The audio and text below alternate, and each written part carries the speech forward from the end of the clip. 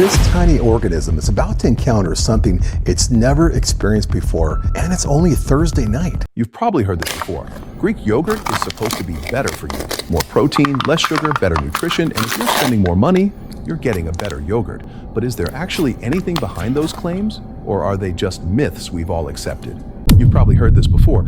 Greek yogurt is supposed to be better for you. More protein, less sugar, better nutrition, and if you're spending more money, you're getting a better yogurt. After all, more protein has to mean healthier, right? But is there actually anything behind those claims? Or are they just myths we've all accepted?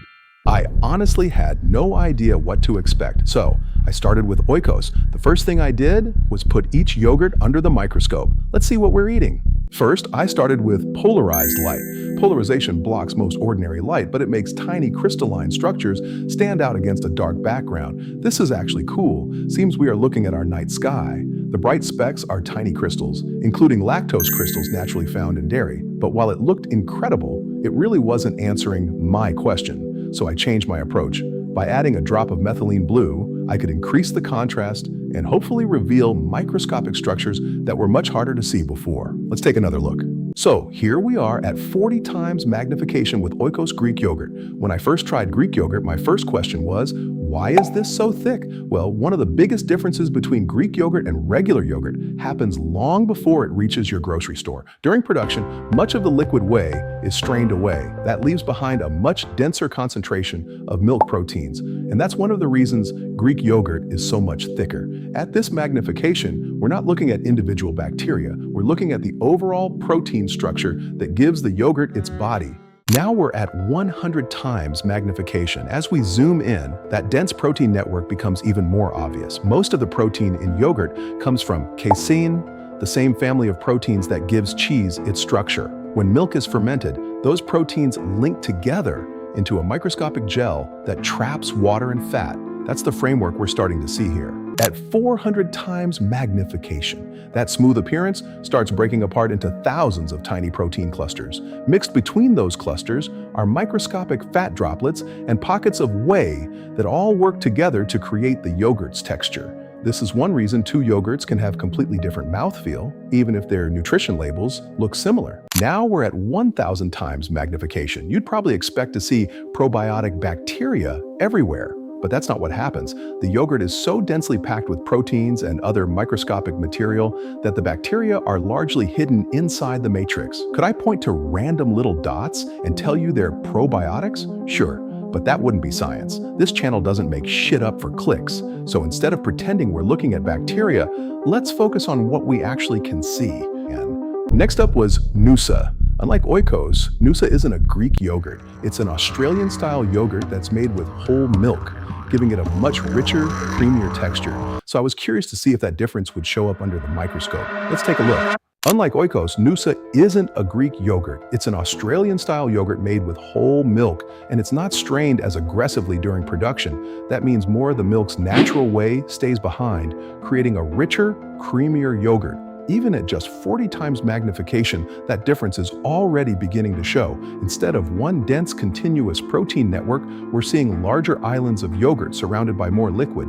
Now we're at 100 times magnification. As we zoom in, those larger protein islands become much easier to see. The edges begin breaking apart into countless tiny protein clusters suspended throughout the sample. Compared to Oikos, the overall structure appears more open, which is exactly what I'd expect from a yogurt that retains more of its natural whey. At 400 times magnification, the real architecture of Noosa starts coming into focus. What looked smooth before is actually made up of thousands of microscopic protein aggregates mixed with fat globules and whey. Those components work together to give Noosa the rich, creamy texture it's known for. It's a great reminder that texture isn't just something you taste. Now we're at 1,000 times magnification. At this point, the Aussie-style yogurt matrix completely breaks apart. Instead of a smooth, creamy yogurt, we're looking at a dense, chaotic field of aggregated casein protein clumps mixed with residual whey.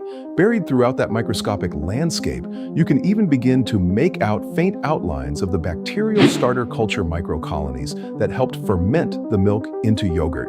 What we're looking at is the incredibly complex microscopic environment those bacteria helped create. So far, we've learned that Greek yogurt gets its thick texture because much of the liquid whey is strained away, leaving behind a dense network of milk proteins. And Noosa showed us that keeping more of that whey, along with using whole milk, creates a much richer and creamier yogurt. So that brings us to Tillamook. It's not a Greek yogurt, and it's not Australian style. So where does it fit? Can a traditional yogurt compete with both, or will the microscope reveal something completely different? Let's find out. Finally, it's Tillamook's turn. So I was curious where it would land between the two, because Tillamook is a more traditional yogurt. Okay, this is weird. Instead of large protein islands or one dense protein wall, this sample looks surprisingly uniform. At 100 times magnification, that uniform appearance becomes even more obvious, you guys. The proteins appear much more evenly distributed throughout the sample instead of clumping together into large structures. That suggests a very smooth, well-homogenized yogurt. Now we're at 400 times magnification. Even though the overall texture still appears smooth, we're beginning to resolve thousands of microscopic protein aggregates suspended throughout the yogurt. Rather than forming massive clusters, they're spread much more evenly across the sample. That microscopic organization is one reason this yogurt feels so consistent from one spoonful to the next. Now we're at 1,000 times magnification. Tillamook's protein network fills almost the entire field of view. The probiotic bacteria remain hidden within that dense matrix, making individual cells difficult to distinguish. Instead, what we're seeing is the microscopic structure that gives this yogurt its remarkably smooth texture. So, under the microscope, each yogurt told a very different story, but looking at microscopic structures is only part of the investigation. Now it's time to introduce something alive. Meet the rotifer. These tiny freshwater animals have been around for millions of years, and they're constantly filtering microscopic particles from the water as they eat. Today, they're about to get 3 very different yogurts. Yeah, I know. Before we begin, and for those who are new to my channel, let me introduce you to the star of today's experiment. This is a rotifer, a microscopic freshwater animal that's been around for hundreds of millions of years. It spends most of its life using the tiny spinning hairs around its head to create a current, pulling bacteria, algae, and other microscopic food into its mouth. When something doesn't feel right, it has a simple but effective defense. It can instantly pull its head inside its body, curl into a tight ball, and wait for conditions to improve. So if we see that behavior during today's experiment, we'll know something got its attention. I'll introduce each yogurt the exact same way and watch how the rotifers respond over time. I'm not trying to determine whether one yogurt is healthier than another. I'm simply looking for differences in how these microscopic organisms react when each sample reaches them, or if they just really like yogurt. Just before introducing the yogurt, another unexpected visitor wandered into the slide. This is a copepod, a tiny freshwater crustacean that's actually related to shrimp, crabs, and lobsters. Despite being only about 1 millimeter long, it has a brain, muscles, a digestive system, and uses its long antennae to sense its surroundings and search for food. It wasn't part of today's experiment, but when something this cool swims into the microscope, it's worth taking a quick look. Now, let's get back to our rotifer.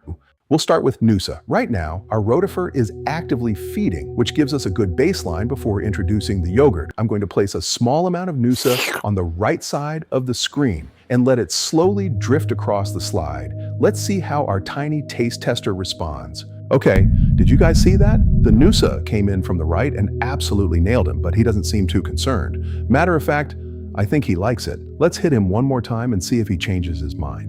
Well, I may have gotten a little carried away, you guys. I added way too much Noosa to the slide, and I'm pretty sure I launched our poor little guy into another zip code. Here's the weird part. I found the copepod later, and the little dude was still cruising around like absolutely nothing happened. What the hell? This dude must be a member of the X-Men or totally loves Noosa.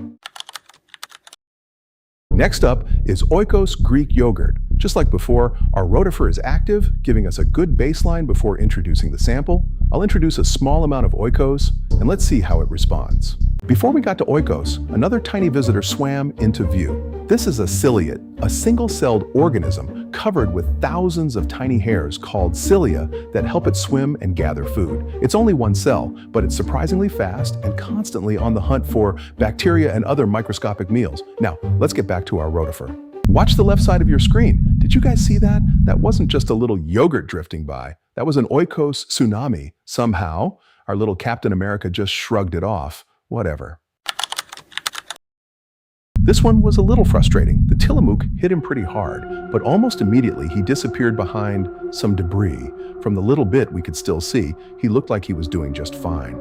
So, what did we learn? Well, Greek yogurt really is the real deal. Under the microscope, Oikos revealed exactly what we'd expect from a heavily strained yogurt, a dense protein network built for higher protein and a thicker texture. So, no, that part isn't just marketing, but that doesn't mean the other yogurts came up short. Noosa showed us how whole milk and the extra whey it retains create a much richer, creamier structure, while Tillamook found its own balance with a smooth, well-organized protein network.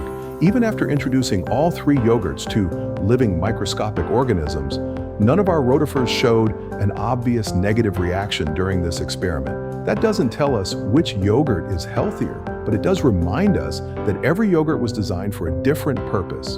So if you're chasing protein, Greek yogurt deserves its reputation. If you're after rich, creamy flavor, Noosa definitely has its place. And if you want something right in the middle, Tillamook makes a pretty convincing case for itself.